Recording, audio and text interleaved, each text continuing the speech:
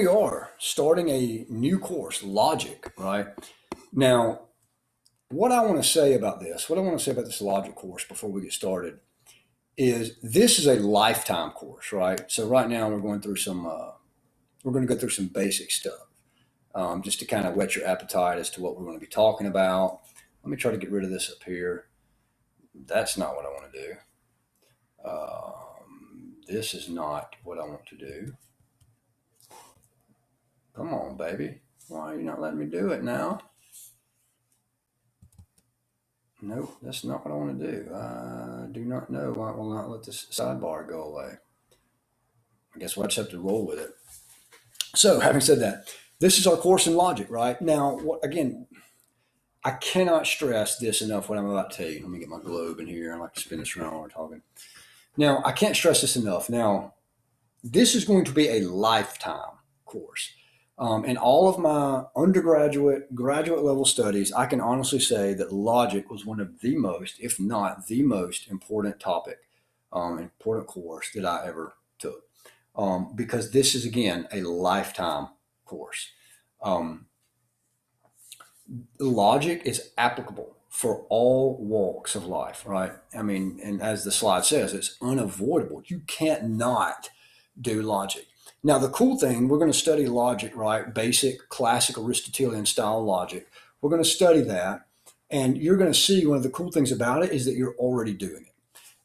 Logic in the Greek, Aristotle, it was organon, right? It just meant tool because logic was a tool to help find the truth, right? Logic was um, if not the tools that we might use to define or find truth. Now, in our modern culture, logic has become somewhat synonymous with uh, something making sense or not making sense. So, for instance, someone might say, "Well, what's your argument's not logical," or "Well, that's not logical at all," or "Yeah, what you just said, that's logical." Now, usually, what they mean when they say that is what you said makes sense, or what you said doesn't make sense, or they may mean something like what you said is true, or what you said is obviously not true. Now, the problem is logic can't necessarily alone tell you what is or isn't true because logic just is the ordering of your thoughts, right? Logic is just a tool to help you determine what is or isn't true. So I want us to first get to understand, and you'll get this as we go through the course, but you'll understand that logic, something can be completely logical in the sense that the thoughts are ordered and there's a valid argument given. That's one of the official terms we use in logic, and it still not be true. Your conclusion may not be true at all. And on the other hand, your conclusion may be completely true, but your argument not be valid. So logic is just a tool for helping us to order our thoughts. And you'll see this again as we go through the course, as we go through the actual chapters. Now, here's the thing: when I say this, that it's actually unavoidable, that you're already doing it. Your mind, right? Your mind is already tooled, right, geared to work in such a way that you can't not use logic. Logic, again, is just the ordering of thoughts. So, for instance, when you got up to get coffee this morning, right?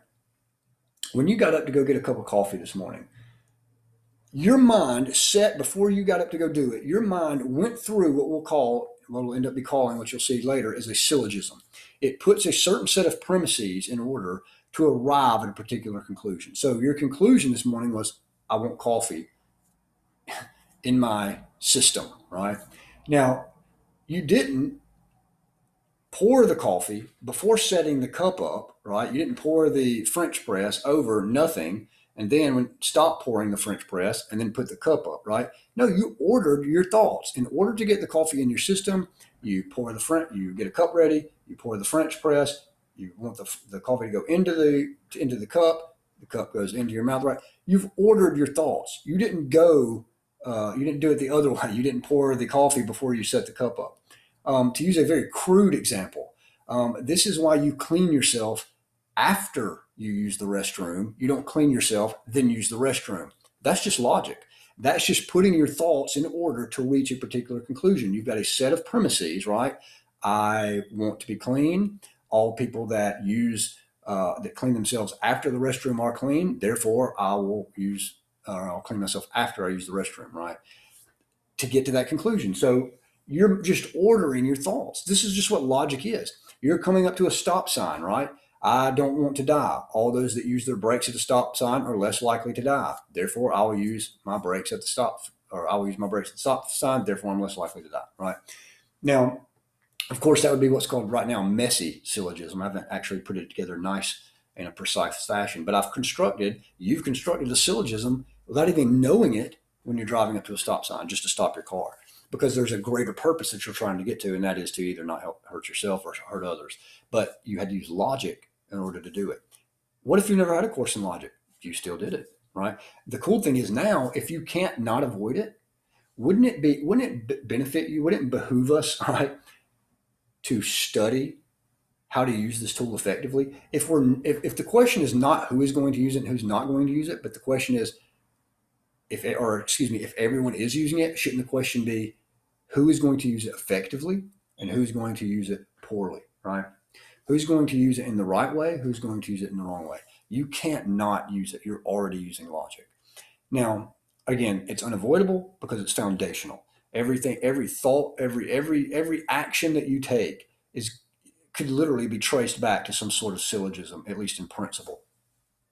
Now, you may be saying, you keep saying syllogism. What is a syllogism, right? Well, a syllogism is just a tool. I mean, a term that we use for the official term that we would use for an argument, right? And I don't mean argument in the pejorative sense, like you're screaming back and forth across the house, right? Argument in this sense is just a logical argument, and you put your arguments into the form of a syllogism, right? Now, we're going to go look at those basic terms, right? So the what's and the whys, the basic structures, right? This is going to be the outline of your text. So your text for this course is going to primarily be, and you may have a couple other texts that I may introduce, but hands down, our primary texts are going to be the Come Let Us Reason text by Geisler and Brooks and the Socratic Logic by Kreft. Now, this was really a toss-up because both of these books are fantastic. But the Come Let Us Reason text is going to be our primary text because it just seems a little easier for most people to grasp. It's kind of just very nice as far as its explanations, how it explains the material. In a lot of ways, the Socratic text by Kreft book, in a lot of ways, that's superior because it's more philosophical, and we'll get into that later. But the Come Let Us Reason text is just very, very user-friendly. In fact, it's so good, I'm confident that you could just toss me to the side and go through the text if you're diligent, if you're disciplined, and go through that text by itself. And you would probably have a very good grasp of logic without even bothering with me. I mean, that's how confident I am in that text book. It's just that good.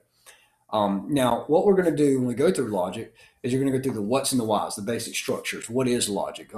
Things like terms, major term, minor term, middle terms, fallacies, equivocation, formal fallacies, informal fallacies, as you see right here. Different types of reasoning, the philosophical aspects of logic. Just to give you kind of a brief introduction, what we're going to be looking at here, the what's and the whys of logic, the building blocks of logic. The building blocks are, again, our terms, the what we use, right? Your premises, how you make, what is a premise, what is a conclusion, what is a syllogism, as we've kind of already talked about, basic logical structures, how you would form syllogisms. You know, you have categorical deductive types of arguments and syllogisms. You have hypothetical syllogisms. You have dilemmas. You have disjunctive syllogisms, all those sorts of things. And we'll get into that. Now, you got formal fallacies. Formal fallacies have to do with the structure of an argument. Logic is a lot, in a way, it's a lot like math, meaning that you have to follow certain rules or things aren't going to go right? So there's formal fallacies. These would be like an undistributed middle term or an illicit minor, illicit major term, four-term fallacy, that kind of thing, or two negative premises, or one negative premises and one affirmative premises, and then giving an affirmative conclusion, right? That's breaking a formal rule, that type of stuff. Now, informal fallacies, that you're going to get a lot you are going to get a lot of mileage out of these informal fallacies, because informal fallacies don't necessarily have to do with the structure of an argument.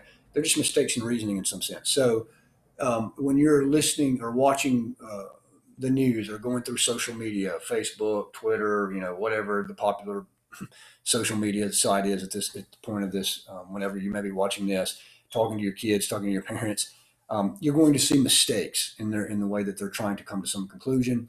And Aristotle, right, has listed out so many of these, given names to what we call these informal fallacies, that you're going to get a lot of mileage out of this. A lot of mileage. You're going to, in fact, this is probably going to be your favorite section, is the informal fallacies, because you can just utilize those. You can take those to the bank immediately, even if you don't even know much else about logic at all. In fact, in my intro to philosophy course, I'll even go through informal fallacies, even without the students even knowing much about logic per se. They can still get a lot out of just the informal fallacies. You'll really enjoy that.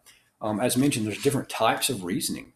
Um, there's inductive reasoning, which deals usually, most people would say it's something like this. I'm kind of oversimplifying, but inductive reasoning usually yields probabilistic conclusions. Um, Deductive reasoning yields some sort of certain or specific conclusion. You've got abductive reasoning, which would be an inference to the best explanation kind of thing, where you're looking at all different types of data and you're trying to make the best sense out of, in light of the overall data, the overall picture, the overall, with all the evidence combined, right? Something like abductive reasoning. Um, we're going to look at scientific thinking, right? And you're going to see what type of reasoning that scientific types of thinking usually employ. And then we're going to look at fallacies in scientific thinking. We're going to look at uncovering logic in literature, introduction to induction, and as mentioned, formal and informal fallacies, all those sorts of things. Truth tables. There's going to be just a lot that we look at here. Now, for the philosophical aspects of logic, this is where this is going to kind of supplement this Socratic logic, this Kreft text. This is where this is going to supplement a lot of your common letters reason stuff. The common letters reason text deals a lot with just kind of the bare bones of structures and terms, and just really helps cement that in your mind. But this Kreft text, that's going to do that's going to do a lot for the philosophical aspects of logic. So, for instance, when we use terms, so an example of a term would be something like an apple, right, or a pencil, or a human, or Socrates, or mankind, right? Those would be examples of terms. Now, when you use things like terms, are you really talking about? So when you say mankind, right, or you say apple, are you talking about something that is external to just your mind? Are you talking about some feature of reality? Now you might be thinking about, whoa, man, yeah, you just went off the deep end real quick, right? But here's the reason that we have to think like this too, and this is why I want to bring this into our discussions in logic, into our course in logic. Because think about it: if you're not thinking about, or if you're not talking about something external to yourself, when you say apple or Socrates or mankind, if you're not referring to some real something out there, outside of just here, then are you really making any claim about reality at all? Are you really discovering truth about reality? Because remember, if logic is supposed to, especially when we put these arguments into the form of a syllogism and try to get to certain conclusions, are those conclusions actually telling us something about reality? Or is it just a construct of our mind, right? So we want to address these, and I would even say we have to address um, these types of issues, right? Because we want, hopefully at the end of the day, we can say that logic is not just helping us to, strengthen our mental capacity, right? Strengthen our cognitive abilities, but we're hoping that logic is helping us to help us to get closer to the truth about reality, right? About external reality, that logic is guiding us to finding the truth, right? That seems to be, I would argue, highly important. And this is where the Socratic logic text is going to come in, is because we're going to be talking about things like natures, essences. Is there an essence to an apple, right? Is there an essence to mankind? Is there an essence, a nature to lions, right? Or anything that's external outside of us, right? That's not just some sort of human artifact, something that humans make up. That's really important. Now, again, the good news is you're going to be able to grasp this because your brain, your mind, I should say, is already structured. It's already geared to think logically.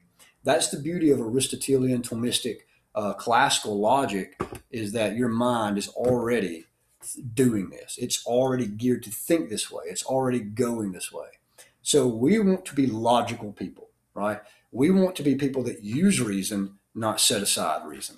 Now, what if an objection might what if one objection might be something like, well, what if you're trying to talk to unreasonable people and they don't care about logic? Well, then you know what? You be reasonable.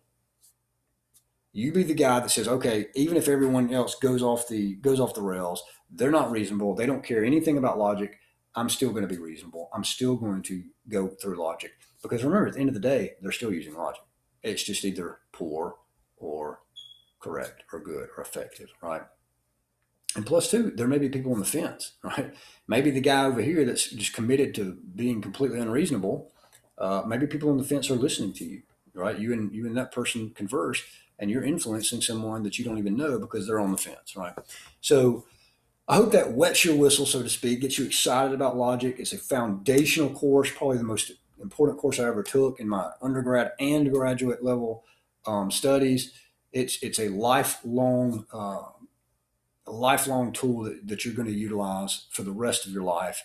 It's fantastic. Now, when you get into an argument or you're trying to prove a point or you get into a discussion, hopefully by the end of this course, they can't accuse you of being illogical. You can even say, I've taken a course in logic. You may not agree with my point, but you can't accuse me of going against logic or being completely illogical. So, with that said, guys, I hope that gives you something to, I hope that excites you and gets you ready to roll with our course in logic. See you next time. Adios. Vaya con Dios. Adios, amigos.